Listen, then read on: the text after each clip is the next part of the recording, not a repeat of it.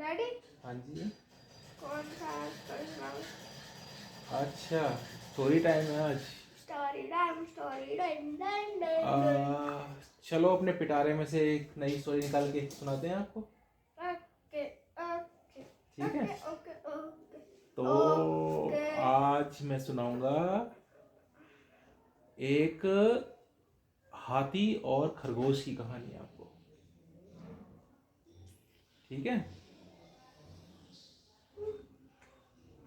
तो फ्रेंड्स, आज की हमारी जो नाइट स्टोरी है, रात्रि कहानी, वो है हाथी और खरगोश के ऊपर।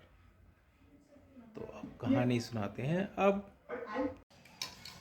हेलो फ्रेंड्स, तो आज है हमारा स्टोरी टाइम और हम आपके लिए लाए हैं एक नई स्टोरी, घमंडी हाथी।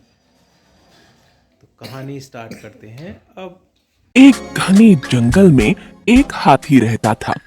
वह स्वभाव से गर्विष्ठ और क्रूर निर्दयी था।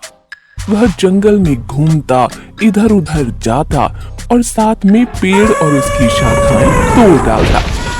जो जो पक्षी उन पेड़ पर रहते वे उस हाथी से बहुत डरते थे। जब जब हाथी उन पेड़ों को उखाड़ कर फेंकता या शाखाओं को सूंड से तोड़ता, तो उन शाखाओं पर रहने वाले पंछियों के घोंसले जमीन पर गिरकर टूट जाते। बेचारे पंछी उसका कुछ नहीं कर पाते। जंगल में हाथी ने चौतरफा तबाही मचा दी थी। इतना ही नहीं, शेर और बाघ भी उससे दूर ही रहते थे।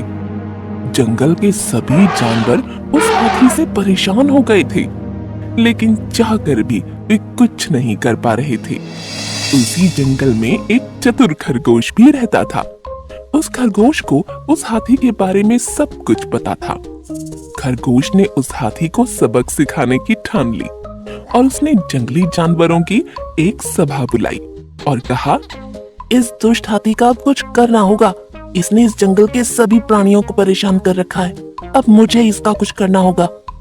ऐसा कहकर खरगोश वहां से चला जाता है। एक दिन खरगोश उस हाथी के पास जाता है और उससे कहता है, महाराज, आपसे कुछ जरूरी वार्तालाप करना है, क्योंकि ये हमारे जीने और मरने का प्रश्न है। हाथी ये सुनकर गुस्से से बोला, तुम कौन हो और यहाँ क्यों आए हो? भाग जाओ यहाँ से, वरना जान से हाथ धो बैठोगे। महाराज, तनिक सुन तो लीजिए। मैं जंगल के सभी प्राणियों का प्रतिनिधि बनकर आपके पास आया हूँ। हम सभी जानवर चाहते हैं कि आप हमारे महाराज बन जाओ और इस जंगल पर राज करो। कृपया मेरा प्रस्ताव स्वीकार कर लो और हमें आपकी सेवा करने का मौका प्रदान कर दो। खरगोश ने बड़े मीठे बोलों में कहा। हाथी ये सुनकर बहुत खुश हो गया और बड़े गर्व से उसने अपनी सूंड को उठाकर खरगोश की तरफ देखा। खरगोश आगे बोला, मैं यहाँ आपको लेने के लिए आया हूँ। आप मेरे साथ चलिए। आपका राज्याभिषेक समारोह जंगल के बीचों बीच रखा है। वहाँ सभी जानवर आपका बेसब्री से इंतजार कर रहे हैं।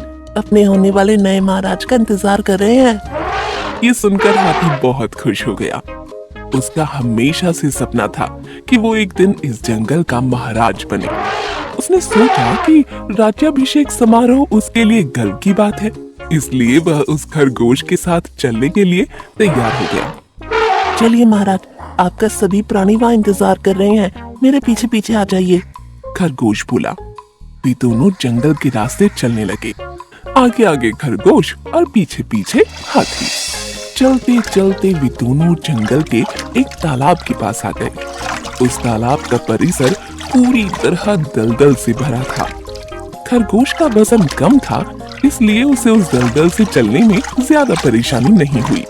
हाथी भी उसी दलदल से आगे बढ़ने लगा, पर हाथी का वजन ज्यादा होने के कारण वह उस दलदल में और फंसता गया। जितना वह उस दलदल से निकलने की कोशिश करता, उतना ही वो उस दलदल में फंसता जा रहा था।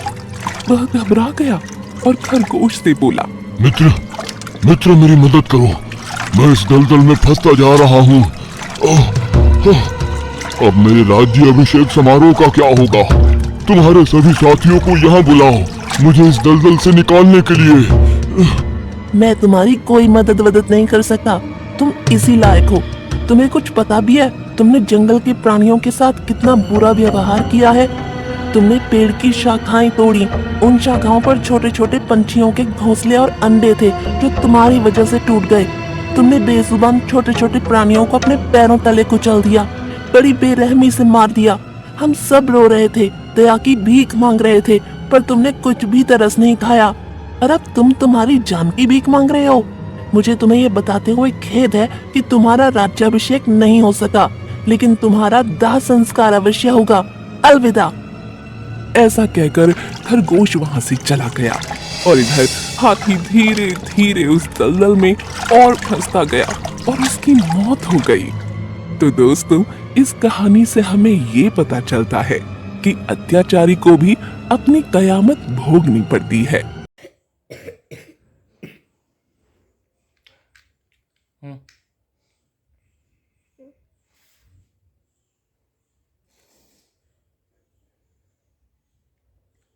कैसी लगी स्टोरी? बढ़िया थी, अच्छी थी।